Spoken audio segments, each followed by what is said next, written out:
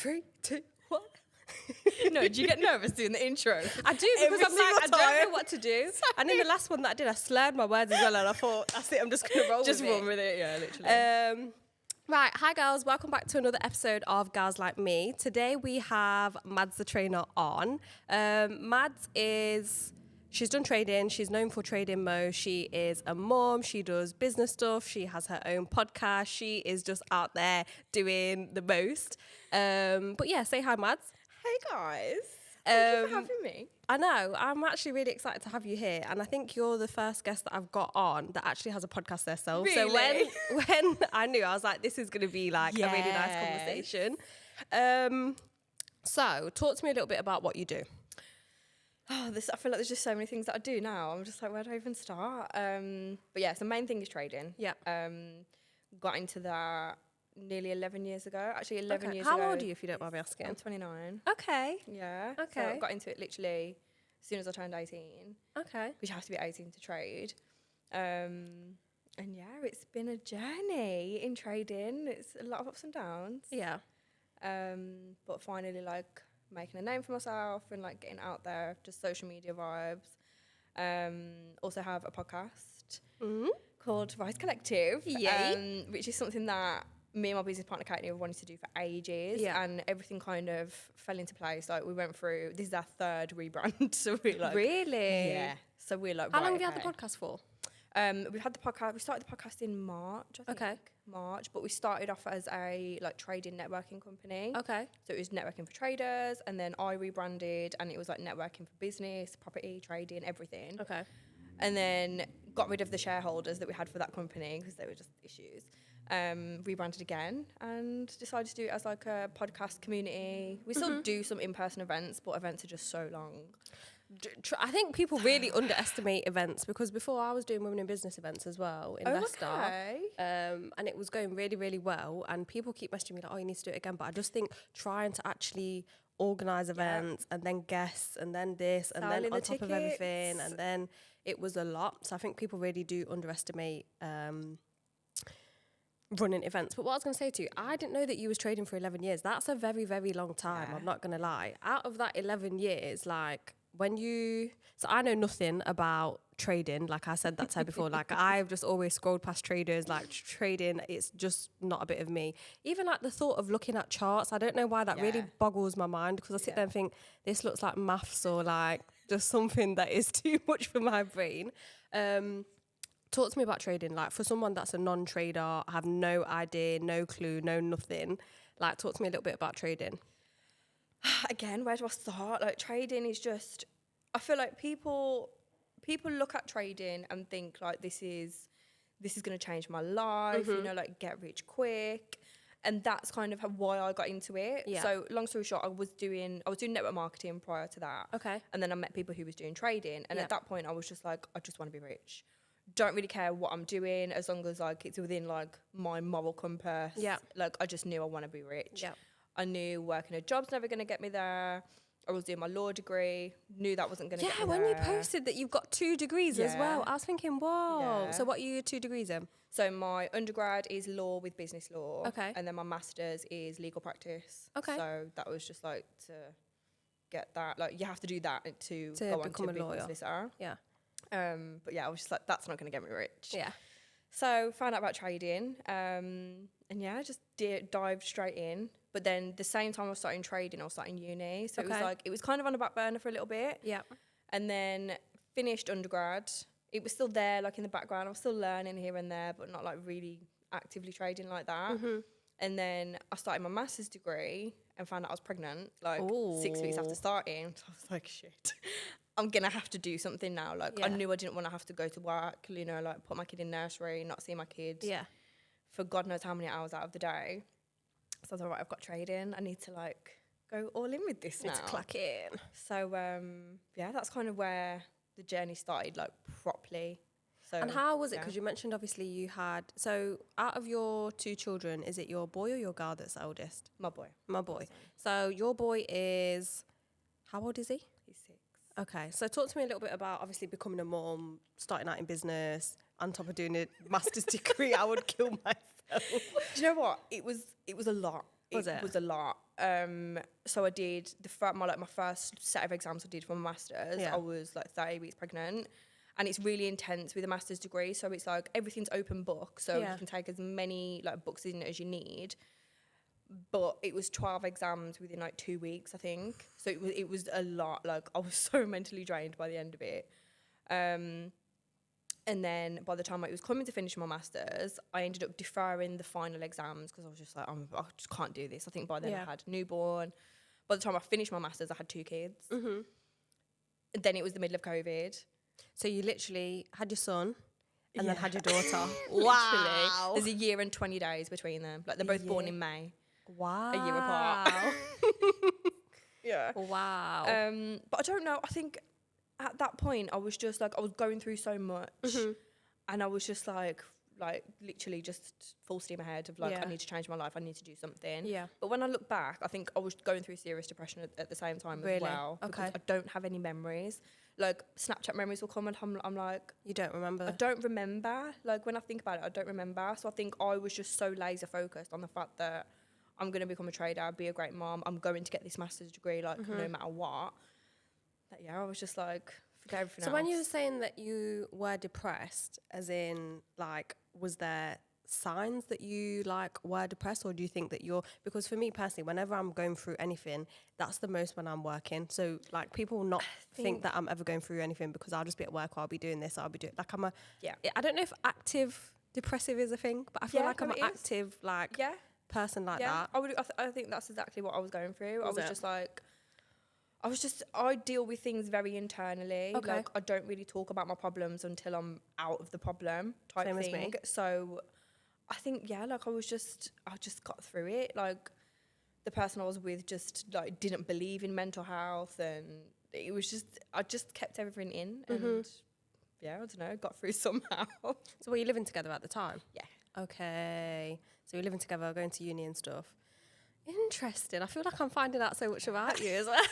But people are so surprised when I start telling people about myself, because they're like, wow, like I didn't realise you did so much. But yeah, so obviously you started trading, you'd had your 2 children, you finished your master's degree, and then once you'd finished your degree, like my degree is completely something that I'm not interested in anymore. Oh, really? Did you feel like this isn't for me now? Like I just want to go all in trading? I think I kind of always knew that I wouldn't actually actively become a solicitor. Maybe more when I found out I was pregnant. But it was always like an ego thing for me. So because I started out in network marketing when I was 17, I kind of always knew like I wanted more from life. I knew that I didn't really want to work a job. So my master's was kind of for my ego, like just to say I've got a master's degree. Yeah. So I think I always knew that I wouldn't actually continue with law. Doing it, yeah. But it just sounds great. I've got 2 law degrees. Yeah. So with trading, what type of trading do you do? Because I know that I briefly had this conversation. Like the day that I actually met Mads, I just literally randomly walked up to her. I think he was filming yourself. What's mad? I was literally thinking about this on the way here, because I'm like, I am so socially awkward, which is another thing people don't expect from me. Yeah. And I remember I was just stood there and I was just like, I don't know who to talk to. Like, I don't know what to do. Like, I was there for Tej because Tej was catering. Yeah, I forgot. So I'm just like, I don't really care about anyone here. And then you came and spoke to me, and I was just like, oh my God, someone comes to talk to me.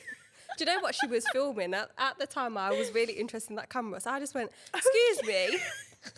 I know this is really random, but I just want to know your thoughts on this camera. And then we just started speaking from then. And then that was it. And then obviously I followed you. Me personally, I love a girl that knows who she is. And obviously from following your social media, you just know like when it's a girl's girl and she's just posting like, you're that girl. Like you just know, you just think, clock it.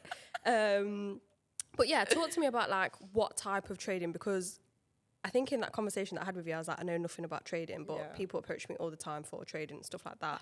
It's not something that I think it's more people want to get me involved in like network marketing side of things. But I don't know. I just feel like I'm someone that I would have to do something that I'm actually really interested in, or like I've got a passion for. Like I wouldn't just say, even though no one starts off having a passion for property and stuff, but like the interior side of it has always been like what got me into it. So talk to me a little bit about what type of trading that you do. So I do Forex, which is currencies. Okay. So I'm trading, the main pair that I trade is GBP USD. Okay. So I'm trading British pound against the US dollar. And with Forex, that is pretty much how it is. It's currency pairs. So you've got currency pairs, or you've got like gold, oil, which is like your commodities. Yeah. And then you've got indices, which is like the group stocks. So it's like US 30, S&P 500, those type of things. Yeah. So I mainly focus on just currencies, not with anyone else. Like, you don't need anyone to trade. So all of these network marketing companies, I'm just like, I hate you all, because this isn't trading. Okay. We spoke about that quite often on our podcast as well, because it's just like, this is not what trading is. But yeah, so I have traded for, like I say, 11 years. And yeah, literally just Forex.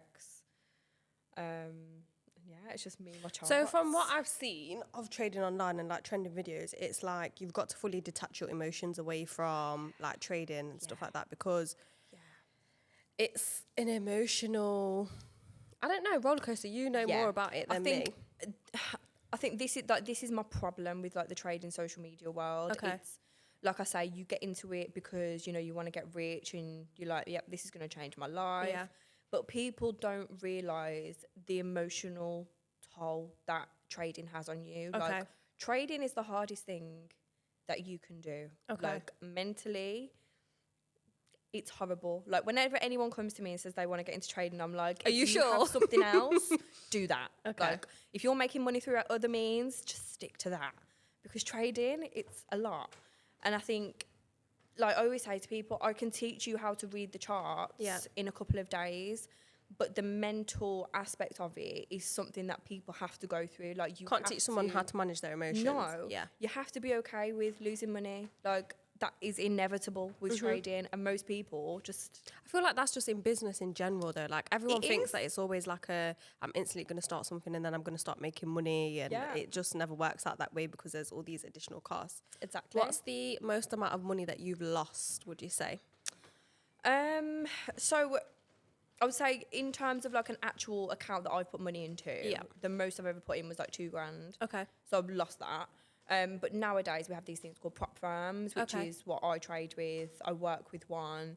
So essentially you pay to do a challenge. So I think the most you'd pay is like $1,000. Okay, so Equity Edge is the prop firm that you work with. Okay. Exactly. So they offer up to 100K in funding. I think their challenges are like $400. Okay. So you pay that, you have to pass the challenge. So first phase you make 8% profit. Okay. Second phase, you make 5% profit. And then once you've passed that, you then get like the live account to trade with. Yeah. So having $100,000 of capital there to trade with, and then whatever profits you make, you keep 80%.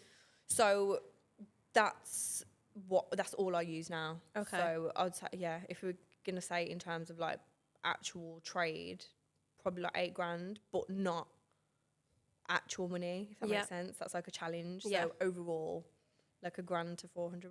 That's not bad. Yeah, in the grand scheme of things, that's actually really not bad. It's very easy to get into. I was expecting you to say a lot like worse of a figure, to be honest. No, I think if I'd have stuck to personal trading, it probably would have been a lot more. Yeah. But now, because we have these funding firms, it makes it a lot easier for traders to get in. Okay.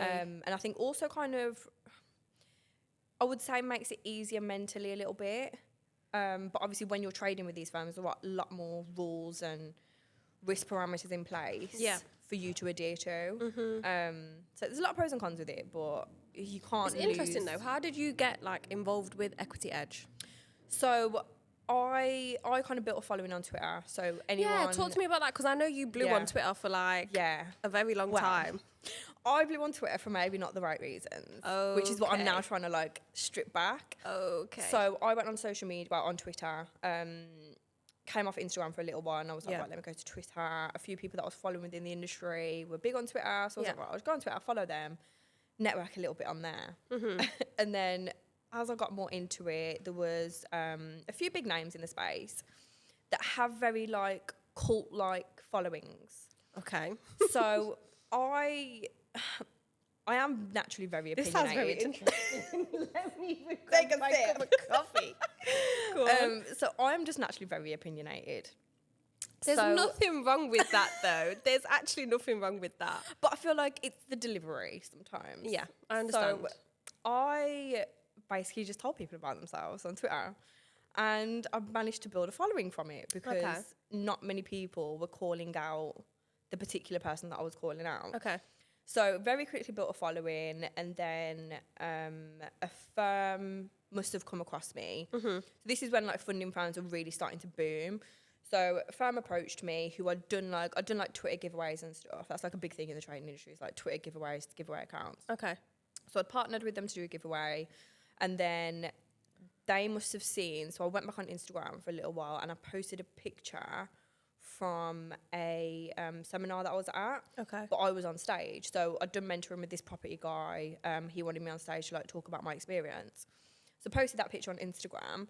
They saw it, and then they messaged me. They were like, "Hey, like we've seen this picture of you on social media, and like you're talking on a stage." There was like, if you can do public speaking, do you think that you would be able to like create content for us and be our podcast host? Okay. And I was like, okay, like I've never done anything like this. They were like, we'll buy your camera, all the equipment. I was like, all right, cool. Like, why not? Yeah, might as well say yeah to the opportunity. Exactly. So I did that. That was with another firm. They ended up just collapsing, basically. Okay. So they got rid of me. Within a month, I was approached by another firm who was basically, this firm had equity in Equity Edge. Okay. So they were like, this is a new firm. We're looking for a content creator and podcast host. We can see that you've just left that other job. So would you be interested in this? Yeah. I was like, yeah, great. Yeah. Like at that point, I was like, oh my God, what am I going to do? So yeah, that kind of just fell into my lap. Yeah, and I've been there since. No, that's good, because I've had a look on everything and like social media wise and stuff, and it does look like a really good platform. Yeah, and if it's working for you, then exactly. I don't see. Exactly, yeah. So the reason why I actually got you on Girls Like Me is because, similar to what we was just speaking about, my idea of this whole podcast or Girls Like Me building is that when you are starting out in business, or you're looking at like these females that have made it, or podcasts or whatever else, like we've mentioned, some of the podcasts are a bit dry that you speak to, or some of them you just think, how am I ever going to get there, based on like your circumstances or when you're going through anything in life and stuff. So you've mentioned, obviously, you've gone through certain personal struggles, like having your children and all that kind of stuff. So I want to get to know a bit more about you on that side of things, in terms of like the mental health side of things, what it's actually took to build this, because I see you, like, you go to the gym, you focus on reading, you're very on job, which is why obviously I like you. So yeah, what do you think it has taken for you to kind of build this version of yourself now? Trauma. Hella trauma. Really? Yeah, I think going through so much of my life in like a horrible situation, kind of, that put me in survival mode. So I went through so much of my life in survival mode. And I think when I look back, that was the times when I was supposed to be enjoying myself. Like I was supposed to be going out with my friends, going on holidays, and I never did any of that. Really? So now I'm like, I've kind of had the realization that I'm still in survival mode. Like I'm very like combative and a little bit aggressive. And like even just the social media persona that I had from like Twitter, like everyone looks at me like the girl who's going to tell you about yourself. Yeah. And I just thought, I don't want to be like that anymore. Yeah. Like I want to, and I don't feel like people can achieve their goals when you're in that survival mode. I fully hear and respect this, because I feel like this is what I'm going through. So obviously, I first started out in Airbnb, and I was like managing block apartments, hotels, getting my own Airbnbs, and like doing it all. And it came to a point, I think it started from me going through a breakup as well. Like I was always in survival mode, like trauma. And I think over the past year, I just realised that what I'm building, and I don't even know if I want it anymore, because it's like I don't feel like I don't know what the right word is, but I don't think that I like flourish in that kind of an environment, like that hustle culture. I don't think as a woman, you know, when they say like all this feminine energy and all of this, it is actually real, you know, like it is very real. And I feel like when you are in that hustle mentality, I don't think you can. I absolutely agree. And I feel like I've just took a sit, like like even this is my first summer actually going out, you know. Everyone keeps saying to me like, you're outside.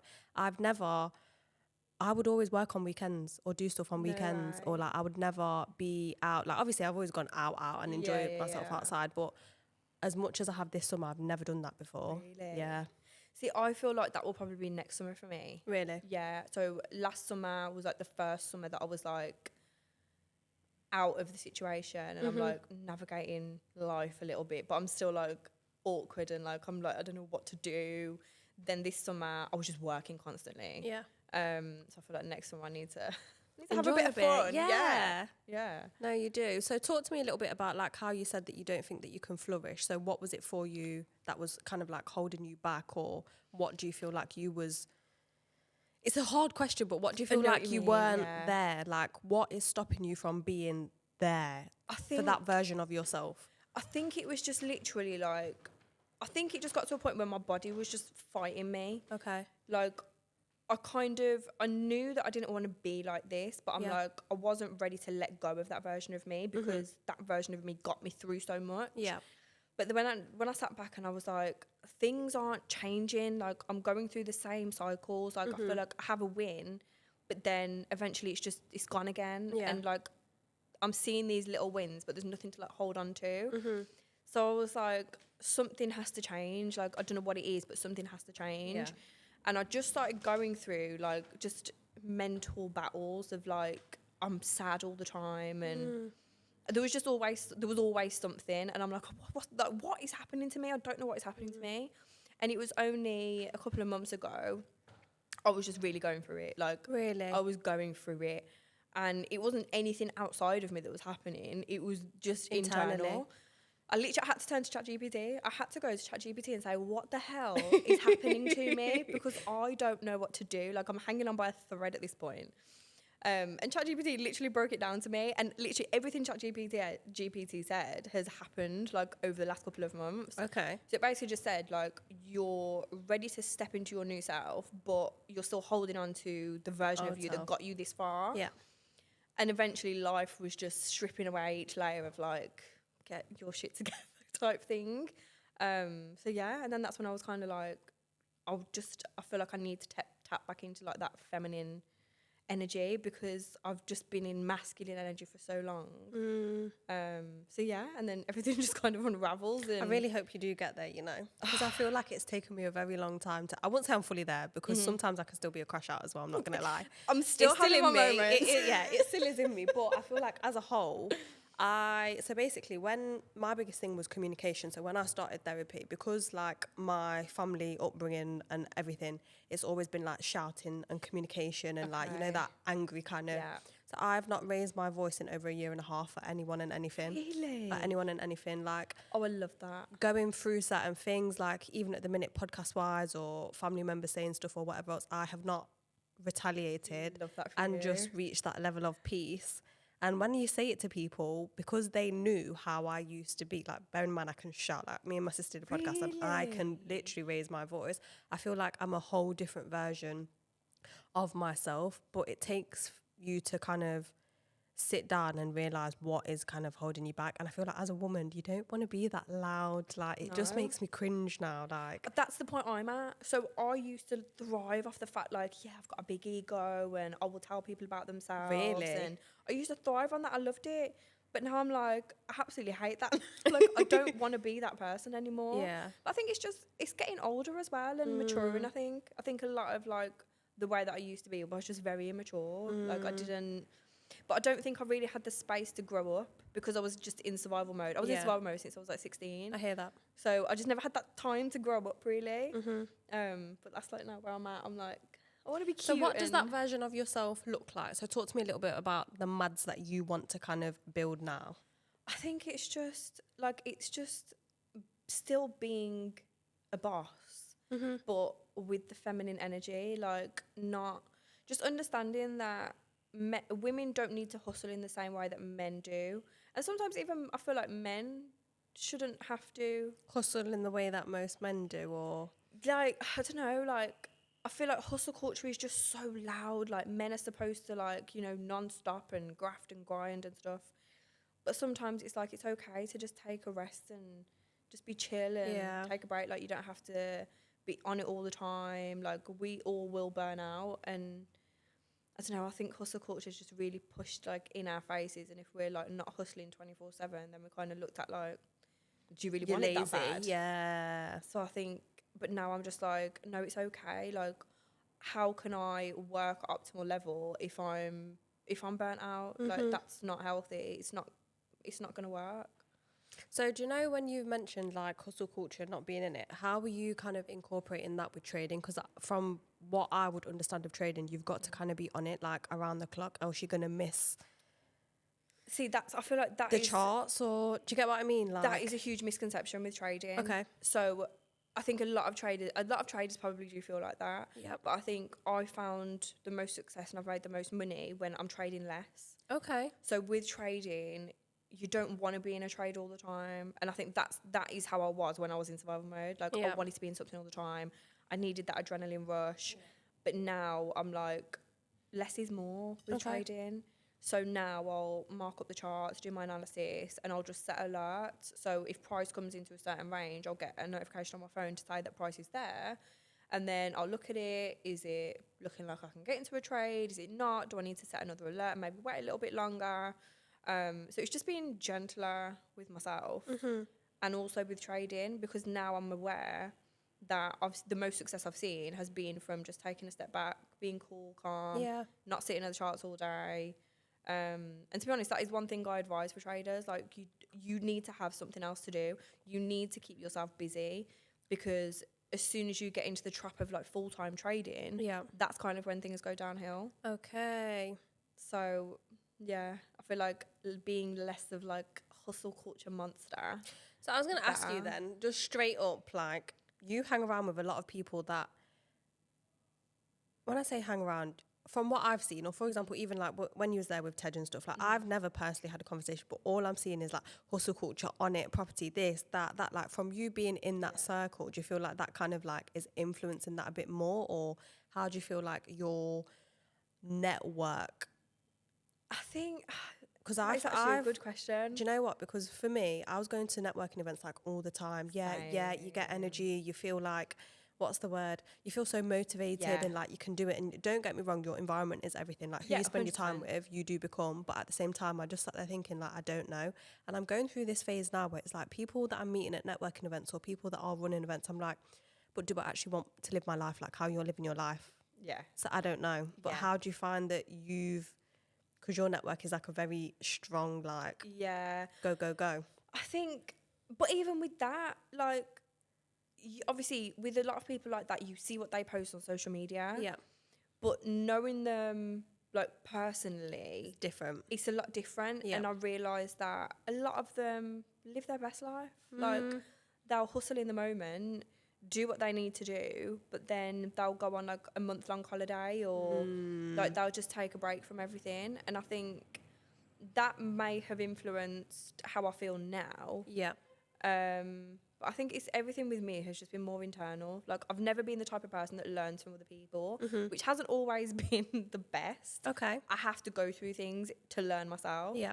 Sometimes I wish I could just be that person. So you're the person that's like, if you see someone and someone's giving you advice, you won't do it, but you have to like... It's in one ear and out the other. Okay. I have to experience it for myself. Okay. And I don't know, that's maybe because I'm stubborn, or... I don't know, I've just always been the same since I was a kid. So talk to me about what you've been going through, like, internally, or how you feel like your body has kind of... When you're saying internally, like, what have you been going through? I think it's just stripping the old self, like, not realising the pain you have to go through to get rid of that other self. Like, I've always been into personal development. Like, my bookshelf has been built since I was like 16, 17, since I was first introduced to like The Secret. That was like the first book I was ever introduced to. Okay. So I feel like I've done so much personal development over the years. And again, it's only when it got to the point of like, right, I don't want to be this person anymore, that everything that I've learned over the years is now kind of like making sense, and I'm like listening to kind of thing. But I think it's just literally stripping the other, like the older self, and not realising or understanding that you have to go through serious pain to like strip that person away, if that makes sense. Saying it out loud sounds very weird to the action, and I feel like because when I'm sat here listening, sometimes you're only in your podcast and you're actually deep in what someone's saying, and you're like, this is actually clocking in my brain. And I do get it, because when you sat there saying to someone like, you've got to strip your old self, in my head I'm thinking, but what does that mean? But what does that look like? Unless you've been kind of going through it. For me, it's more like just spending time by myself, but also analysing my thoughts. So sometimes, like, what was going on in my head or my thoughts, I would be saying, like, that's real, or that's this, or you believe yourself. But then also, when I'm saying something now, I'm like, is this thought serving me? Yes.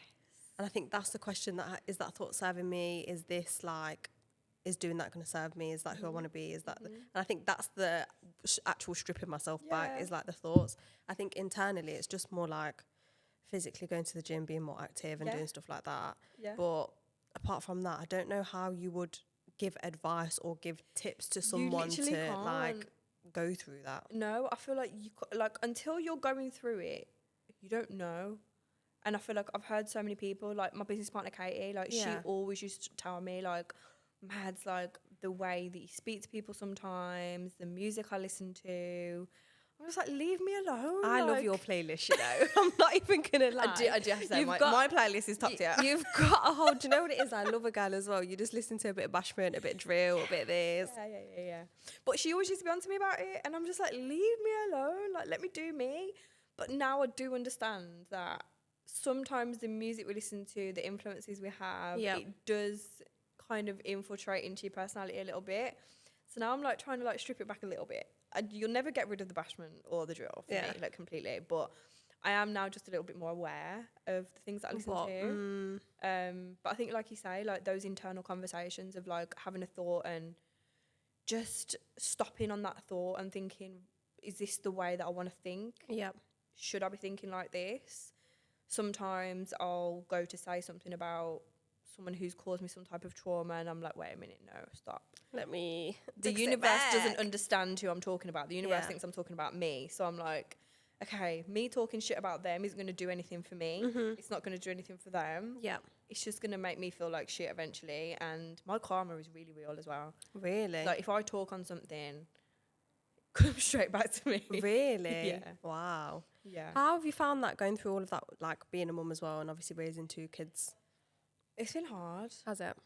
It's hard. I think one thing I always do say though is like I don't hide anything from my kids. So if I am going through something, like obviously I'm the person they're around all the time. So in ways they will feel it. So a lot of things that have happened over the last few years, I've been very open in a way that like a 5 and a 6-year-old can understand. Kind of.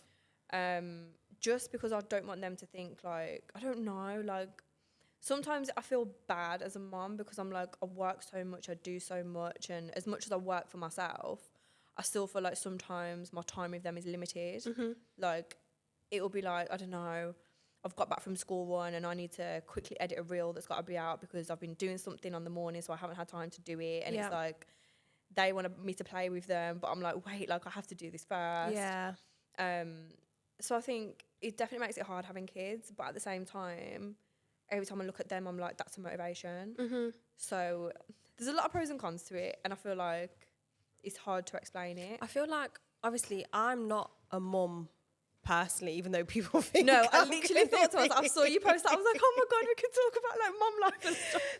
That was so good, by the way. No, I'm going to be an auntie though.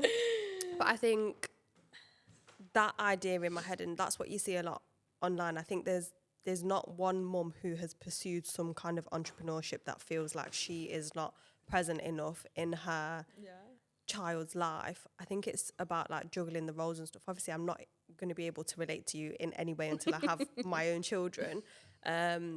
But I don't know, in terms of like motivation wise, they're kind of like your biggest reason. Absolutely. And I think everything that we've been through as well for the last couple of years, I'm like, you two just deserve the world. Like, and I can't wait to give them that. But it's hard. Like, it'll be hard, especially like when they're just having a day of just absolutely doing my head in, not listening. And both of my kids are very stubborn. And both. I wonder where they get it from. No joking. Everyone says this. It's like my daughter's attitude. My mum's like, hello, this is a mini you. Yeah. But I don't know, it's hard, but like you say, like every time I look at them, like that's my motivation. So I'm like, it is what it is. But I think me not working is like, I don't have to miss any moment of their life. Whereas like if I was working a job, I'd be like, can I have this day? I have to go to assembly or stuff like that. So you are present in that sense where you get to show up for them. I get to show up for everything that they do. That's good. I think it's just the home moments sometimes where I'm like, they're just running around the house, messing up the house, and I'm trying to work, and we're all angry at each other because they want me to play with them, but I'm working. Yeah. But it's a lot, but I wouldn't change it for the world. And do you feel like, obviously, when you mentioned you're going through stuff, you try to be open and honest with them. Mm-hmm. What does that look like? I think just sitting down and talking to them and just making them aware, like, Mummy's sad, but it's going to be okay. Like, it's nothing to do with you guys. Because I think sometimes kids can get confused. Like, if a parent's sad, they kind of internalise it and think that it's their fault in some ways. Yeah. Which me and my son have had conversations like that before, where he'll be like, Mommy, like, have I upset you? And I'm like, no, it's not you. Like, Mommy just goes through a lot. Yeah. So, yeah, I think it's just talking to them in a way that just, like, they understand without having to load them too much. Mm-hmm. Any advice that you'd give to someone that's going to be a mum or is a mum starting off as an entrepreneur? I think just be easy on yourself. Like, it's not going to be easy, but you have to be easy on yourself. Like, sometimes you have to give yourself that grace of, you know, like, everything that you're doing is for the greater good. And I think one big thing is that people around you aren't going to understand. So I think one of the big things that I've dealt with is just, like, family not understanding that I have to work. Like, I'm not working a normal 9 to 5, so sometimes I have to do a little bit extra. Like, if I'm doing a podcast, if I've got a content day, then my mum's having the kids. Yeah. And sometimes I feel like sometimes my mum thinks that I don't do enough with the kids, but I'm like, the greater goal is to have every single day spoil my kids, take them all over the world. Do you know what I mean? But I think sometimes people just kind of live in the now a little bit too much, and don't really see, like, the greater bigger goal. picture of it all, of what you're actually building. Exactly. Yeah. So yeah, I think for new mums, you just have to block out the noise and just laser focus. Yeah. What I was going to say to you as well, what just popped into my mind then, when you were speaking about, like, your old social media presence, I feel like the biggest, not hurdle, but I think biggest kind of, like, mental challenge for people that do put themselves out there is that you are, like, learning and making mistakes in front of everyone. So even, like, when I first started off in property, like, let's say even going on stage or speaking at an event or anything, like, it cringes me now to see what I was doing. But obviously, like you've mentioned, what you was posting on Twitter and stuff like that before, and then becoming a new version of yourself, I feel like it's very hard because you're making mistakes out loud in front of everyone to really see and have an opinion on and whatever else. How have you obviously found that? Because you've gone from doing basically a 360 on kind of like your social media presence. I think one thing for me is just realising that the people who know me, my content isn't for them. Yeah. So I don't really care what people think of me anymore. I'm trying to get to the bag. No one's paying my bills. Yeah. So I absolutely don't care what anyone has to say. I rate it.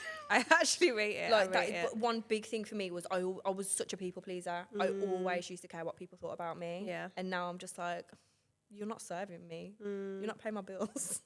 I feel like this is what I'm going to do this. Yeah, no, that is actually true. I think it's hard though, do you know, when it's like, let's say your family or people that are around you that will have certain opinions on you. It's like, but you're not my target audience, so I don't know. Literally. You're not on my path. You don't want what I want. So how can I relate? How can you advise me on something that you've never tried to do, you have no ambition to do? Yeah. You wouldn't know how to do it. So how can you advise me or tell me anything? You don't want what I want. I'm getting to the bag. I think that is hard because people are not going to understand as well. Like, yeah, absolutely. And I seen this quote, like, with everything that's going on with me behind the scenes, like, even about my sister's pregnancy, I've been getting, like, family members like, you've taken the light away from your sister. It's disgusting. She was the one that told me to, like, do stuff like, do you get what I mean? So it's just a bit, like, stupid. But I think when it comes to social media stuff, unless you have put yourself out there and you've done uncomfortable stuff, I'm not going to listen to your opinion because that's it. Like, I just have no actual, I don't know what the word is, but I don't really care. Yeah. And I think that's what it's about, not thinking what people actually are going to say, are going to this, are going to that. Like, absolutely. Because people are always going to talk. Absolutely. It's like people who I grew up with, every time they see me now, they're like, oh, like, I see you on TikTok, like, you're famous, like, you're friends with this person and this person. I'm like, what the hell are you talking about? Like, I'm no one. What do you mean? But it's crazy because they come from such a small place. Like, well, we all come from such a small place. Yeah. Everyone knows each other. So if someone's doing something that's a little bit out of the box, out of the ordinary, everyone's like, oh my God, like, wow, but it's not really, in your eyes, it's not really that deep. I'm just like, what? I'm nowhere yet. Like, from where I am now to where I want to be, like, I haven't even got started yet. So I'm just like, wow, people have no idea. And that's why I'm like, if you like ever want to come to me with opinions on what I'm doing, I don't care because you're still there. Yeah. You're not even trying to get out. Yeah, I'm trying to get out. Do you know, with like your vision of where you're going, talk to me a little bit about that. Like, what is it that you are building? What is it that you're wanting? What kind of life is it that you are striving towards? I just want wealth in every way possible. Like, I think from when I was young, like, I just knew, like, I never wanted to be average. I always had this thing in me. Like, I remember, like, primary school discos, and I'd be like, I can just imagine myself, like, in a paper, like, I feel like everyone's watching me. Like, I don't know what it is. I just always had this sense of, like, I had to be more than average. Yeah. So now it's like I won't stop until I have, like, the jet and the yacht and all of that kind of thing. Like, that is what I want, and I will get there. Eventually, I see it though. Yeah. I seen this thing on TikTok the other day, and it was like, do you know all them videos about, like, saying I'm doing this, but I'm literally at home, and it could be like painting your nails or something. I seen one girl, and she was like, I'm designing my private jet, and there's literally an app where you can design the interior of your private jet. And I thought, listen, I've saved it all on TikTok, I'll send it to you later. Oh my God, I need that. And I thought, this is what I'm going to do, because you actually have to think about these things and speak it into existence. For real, because manifestation is so real. But that's sick, having an app where you can design your jet. Yeah. That will put that vision in your mind even clearer. That's what I'm saying, because you don't think about it, and then you imagine if, like, edit pictures of yourself or, like, you know what, I did that. So when I was like, how old was I? I think it must have been when I started trading. I was like 18, 19. There was, it was when Kylie Jenner made the Forbes list of being like, I think she was the youngest self-made billionaire or something like that. So I took the cover and put my face on and that has been Kylie Jenner. Yeah. It was like, I saw billionaire, I put my face on there, so I'm like, right, I'm gonna make it to Forbes one day. Do you know what? I think I'll make it. I love that. I do. I love that. I'm gonna try for 30 under 30. So that has been my ultimate goal since I was 18, and now I'm 29. I'm like, you still got a year though. When do you turn 30? I've just turned 29. Okay. Oh yeah, so it was your birthday not so long ago. Yeah. So I'm like, I don't know, maybe not, but I'll be in Forbes somehow, somewhere. Do you know what? When people say Forbes 30 under 30, like, I know there's a few people actually, and even if it's like an article that Forbes has done on them or something, you can still class that. That's good enough for me. You can still class I just want to be in Forbes. What do you think would get you there? Do you know what? That's another thing that I think about, because I'm like, everything that I'm doing now, I don't think that's going to get me in Forbes. Like, content creation, podcast, trading. I don't think that's going to get me there. Content creation might. Do you think? I think I'm sure Forbes do like a section on content creators, women content creators as well. Do they? Yeah. I don't know. Maybe that'll be the angle. I don't know. Maybe I need to think about that. Do you think you'd always stick to trading now? As in, like, that's what you want? No. Is this something that you've been thinking about as well? Yeah, I think recently, I think just kind of stepping into this new self of, like, just wanting to be more feminine and stuff like that. I think, so I've always strayed away from, like, the whole women empowerment vibe, I think. But that when I was in my masculine, I was like, I don't know, I've always found it hard to get on with women. Yeah. Like, I have a lot more male friends than I have female friends. And I don't know really why that is. But it's just always made me stray away from, like, the whole female empowerment thing. Have you had many, sorry to dive into that, have you had many, like, female friends growing up? Yeah, but I think I always had, like, I don't know, I wouldn't say, like, toxic relationships with female friends, but maybe a little bit in terms of, like, I remember, like, my first, like, best friend in primary school, like, I was obsessed with her. Like, I wanted to be her best friend so bad.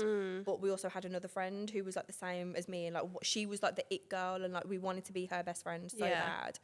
And I just think, I don't know. I look back at that and I was like, I can't believe I was ever like that. Yeah. So I don't know. I just think now I'm kind of more in, like, my feminine era. I've been through a lot. I feel like I'm now at a point where I've been through so many things that my experience and what I've learned from it can help other women. Yeah. Help them kind of navigate through it, help them with things that they can do that kind of like, I don't know, pushes them forward in order to find that confidence to get out of that situation type of thing. So I think now I want to be that person that helps women. Yeah. And I think trading will always be there, but now I want it to be in the background now. Like, is there any like all women trading platforms or like? There's quite a few, to be fair. Is there? Yeah, I started an all-female trading group. Did you? A couple of years ago. There's a couple hundred girls in there, which I haven't done anything with. I was actually thinking about that the other day. I was like, wait, I've got that. Let me like step back into that a little bit. But there is a few like. What do you think? Because now I'm just thinking of all these ideas in my head as you're saying it. What do you think like is your reason and your purpose for being here? I think it is like, just like I say, like helping other women who've gone through the things that I've been through. Yeah. I don't think everything that I've been through, I think was for a reason and a purpose. Yeah. I think partly to become the person that I was supposed to be. Yeah. I don't think had I not gone through those things, I don't think I would be the person I am today. But also I think I'm just meant to help people. I don't know. I'm trying to figure out how that is though. Yeah. I get that. Yeah. I'm just kind of like, what do I do? Like, there's not really any like blueprint out there of like what I can say I want to be like.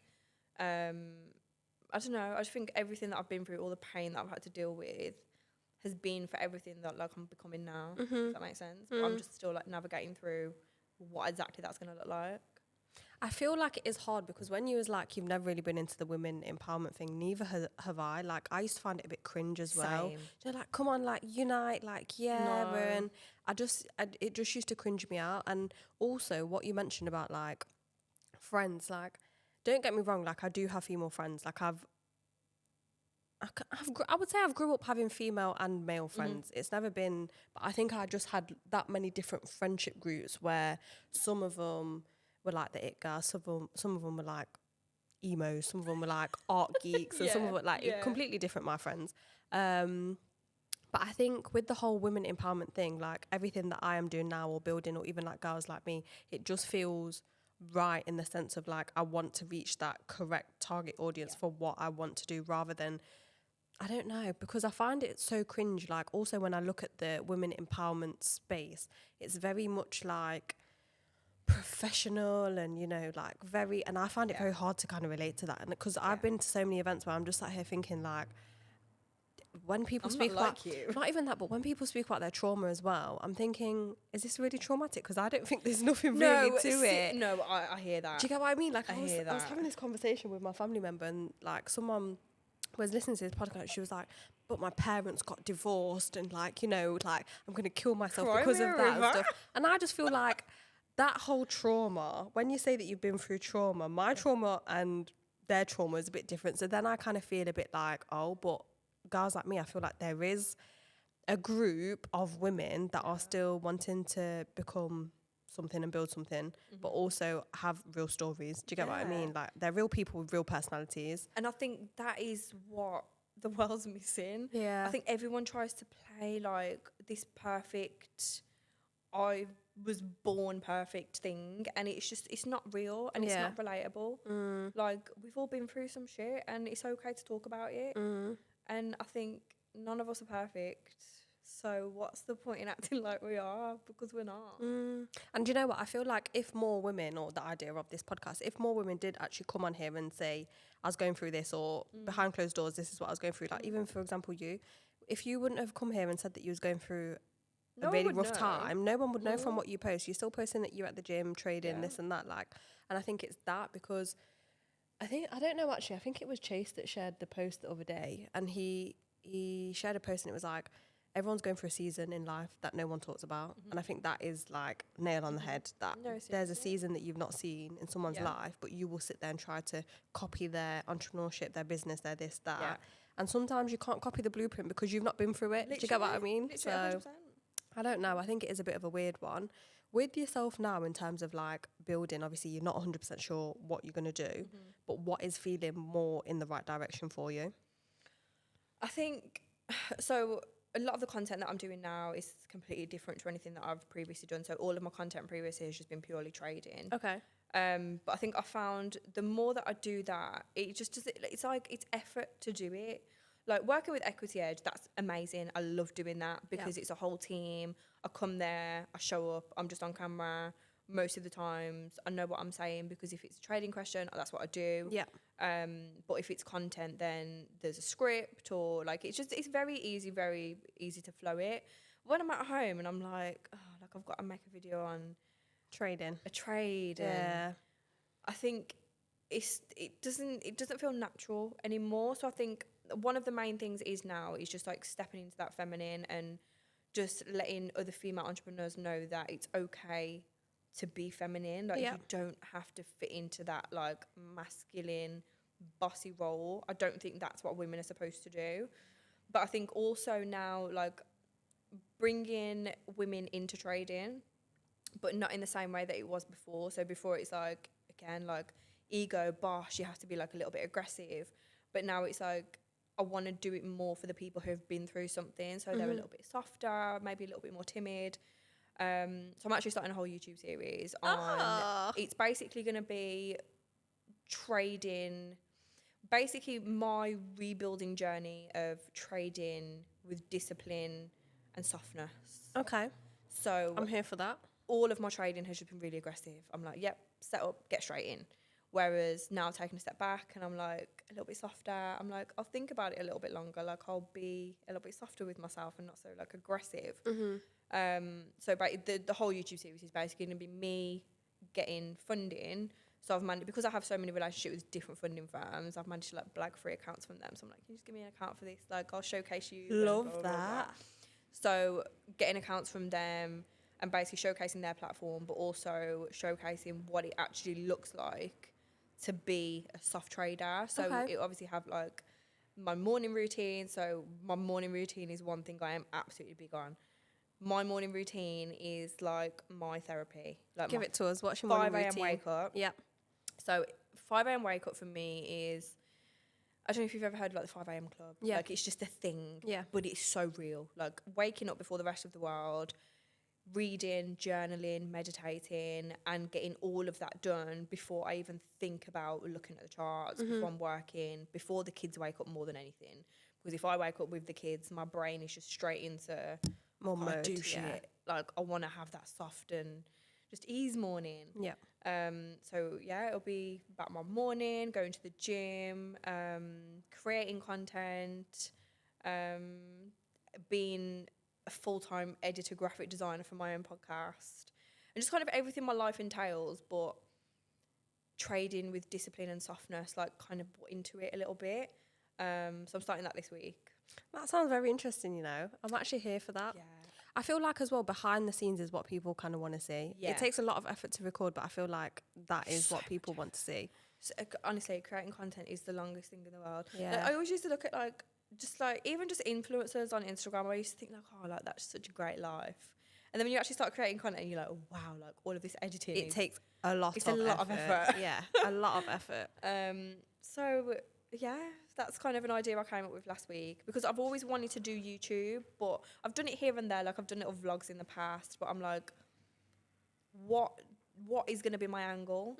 And I was going to go for like the same kind of content that I was doing on Instagram, like soft girl life. And I'm like, but I'm not there yet. Yeah. So let me bring you all on the journey with me. Do you know what? This is something that I want to do. And I don't know, maybe you can give me a bit of advice now, Mads, because this whole girls like me, like even for example, like I haven't got my iPad and stuff, like I wanted to make content like behind the scenes of what's actually going on or what it looks like, because it's not all rosy. So even like I've just bought my MacBook, I bought my MacBook on Klarna. Should I be telling people that? Should I be posting that? Because that's the reality of what people are going through and behind the scenes. But I think it's just, you think that soft girl mindset is like it fully polished, but I'm not at the fully polished version yet. And I feel like, do I want to put that out there? Don't I want to put that out there? I don't know. Do you know what? I just love real, relatable content. Yeah. Because social media now, and I think this is what makes it so hard. Like even sometimes, like I recorded a whole batch of videos the other day and I was like, oh, I've got a spot. Like I don't want to post that. Like that spot is so ugly.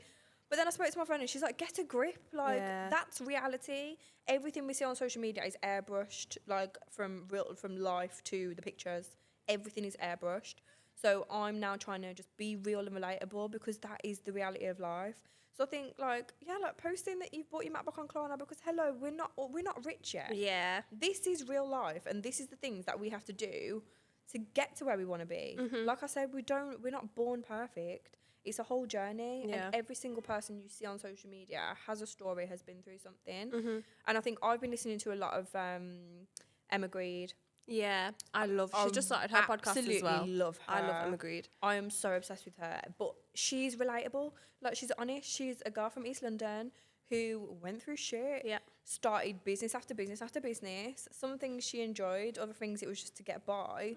But now she owns Skims, Good American. Like, now she's made it and she's doing what she loves. And she's like 40 odd. Yeah. So us as 20, like in our 20s, we've still got a long way to go. A long way. But I think documenting the process of that, that is content in itself because, and I think that is a gap in this whole social media thing right now. It's like the actual process to becoming who we want to become. Definitely. I've really enjoyed this episode with Me you. too. Just getting to know you. I think it's nice to have conversations. Like, I know I've not really said a lot in this episode because I'm actually deep in like what you're saying as well, like thinking about it. But it's nice just to have a conversation with a real person that's actually been through stuff, that is building, that does have a podcast, that can relate, that especially like that whole putting yourself out there, but when you're going through personal struggles as well, I think is very, very important. But like you've said, it makes you who you are. Exactly. Before we go, would you like to say any last words for the girls or any advice? I think I always say realness is just non-existent anymore. Yeah. So I think just be real with yourself. If you're doing content, be real. Don't try and put on a persona because people see through it. Yeah. Just be real, stand in your truth, and know that it's okay to rebrand. Because I think that's one thing it's okay to rebrand yourself. I like that. I was scared of that for a long time, but now I'm like, rebrand as many times as you need to. Because like I said, we're not born perfect. Yeah, 100%. Perfect. But that's it for today, girls. I've really enjoyed this episode actually, and getting to know Mads a little bit more. But that is it. I will see you on the next episode, girls. Bye.